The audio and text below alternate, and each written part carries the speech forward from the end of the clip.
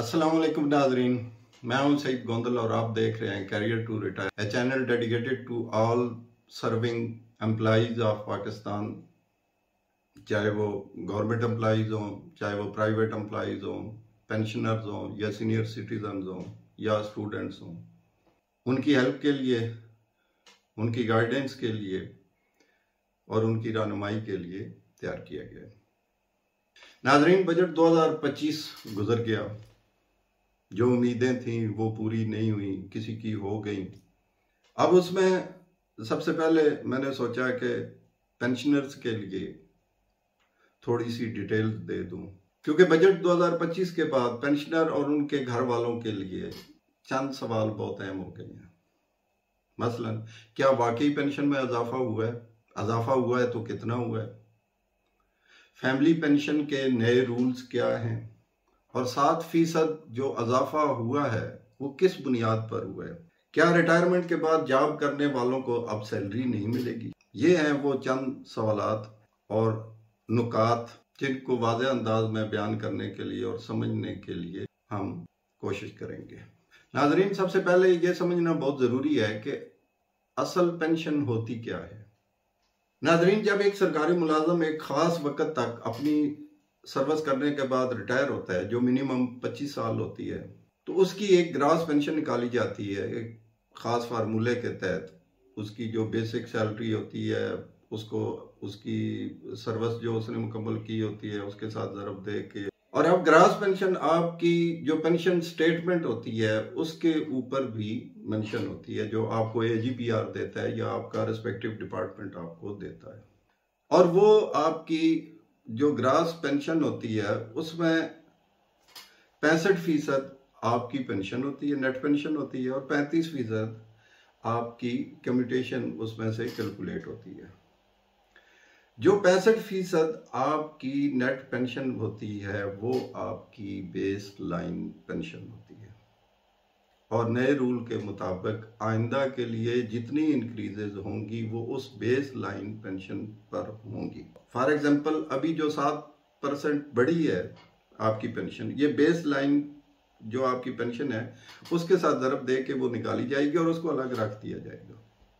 जब तक पे एंड पेंशन कमेटी जो है वो उसको उसमें जम न करे, जैसे सैलरी में एडहॉक रिलीफ जम किए जाते हैं। अच्छा, अब सवाल है कि 7% जो पेंशन बढ़ी है इसका इजाफा कैसे होगा? फर्ज करें आपकी पेंशन जो है, नेट पेंशन जो है वो 50,000 रुपये है, तो 7% आपका 3500 रुपये बनेगा।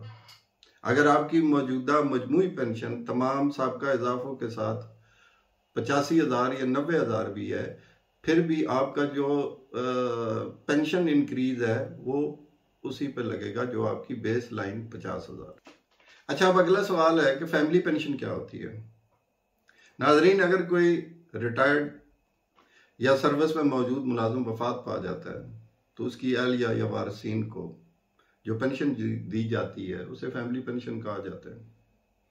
पहले ये पेंशन फॉर होल लाइफ होती थी, मगर पेंशन रिफॉर्म्स में उसमें तब्दीलियां की गई और अब बजट 2025 में उसका ये ऐलान किया गया है कि जो बेवा होगी उसको पेंशन 10 साल तक ही मिलेगी।